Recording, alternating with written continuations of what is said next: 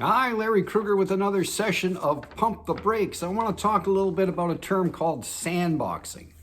I just wrote an article. You can see the link above me about reimagining the moving industry. I'm all about moving, as you may know. But what it gets down to is the fact that the moving piece of a relocation program is fast becoming the most important and misunderstood part of the relocation of the mobility program. When I used to speak to RMCs, it was always nobody cares. Nobody ever questions us. Nobody ever talks to us about the moving piece. Everybody is concerned about the reporting and the immigration and all that good stuff. The things that make the user's job easier, dashboards and things of that nature. And nobody really focuses in on the move piece, which is the only piece of the puzzle that isn't really regulated. The real estate industry is regulated, accountants, lawyers, everybody is regulated except for the move piece. And the move piece is the most misunderstood piece in the entire process. So when we're floating along here, and I'm sure somewhere in the near future, someone is going to question the spend on the relocation piece. And there's a few options. You can go back to the RMC and see if they can reduce their costs anyway, which will probably come back with a bunch of reasons why they can't. And it's the supply chain that's demanding X number of dollars and yada, yada, yada.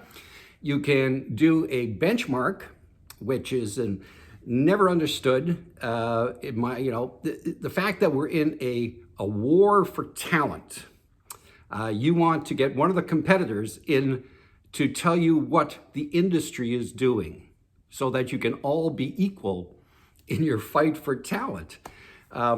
Never made any sense. The famous Wayne Gretzky said, you skate to where the puck is going. Benchmarking to me is doing exactly what everybody else is doing.